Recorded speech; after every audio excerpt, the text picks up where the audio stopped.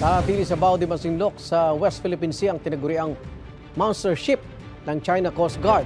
Hinala ng Philippine Coast Guard dahil nitong sindakin ang mga mangingisdang Pinoy roon. May unang balita si Chino Gaston.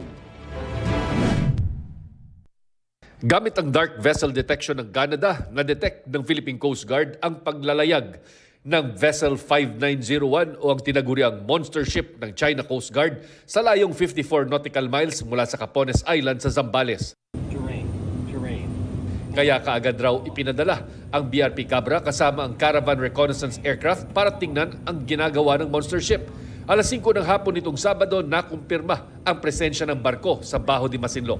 Coast Guard, CD5901. This is BRP Cabra, MRRB 4409. We are reminding you that you are inside in the Philippine Exclusive Economic Zone. Please leave this area immediately. Sabi ng PCG, hanggang ngayon nananatiling nasa exclusive economic zone ng Pilipinas ang monster ship. Hindi naman daw umaalis ang BRP Cabra sa lugar. The Chinese Coast Guard monster ship remains to be within the vicinity of Bao de Masinloc. But it moved further north. Tingin ng PCG, layo ng China na sindakin ang mga Pilipinong mangingisda. They want to legitimize their presence sa vicinity ng Bao de Masinloc. I think this also threatens ang ating mga mangingisdang Pilipino para hindi sila makapangisda sa area ng Bao de Masinloc. June 2024, nang mamataan ng monster ship malapit sa BRP Sierra Madre sa Ayungin Shoal.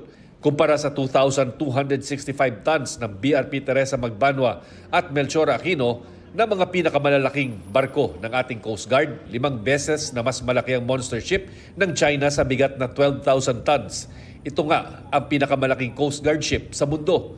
Sinusubukan pa namin kunan ng pahayag ang Chinese Embassy kaugnay nito. Patuloy naman ang pagsusuri ng Philippine Navy sa natagpo ang underwater drones sa San Pascual, Masbate. Hindi pa masabi kung sino ang may-ari at kung ano-ano ang kakayanan nito. Pero para sa PCG, dati nang may mga underwater drone na gamit ang China sa loob ng EEZ ng Pilipinas. This has been going on for the past few years. We need a thorough evaluation. Ano ang mga data na nakukuha nito.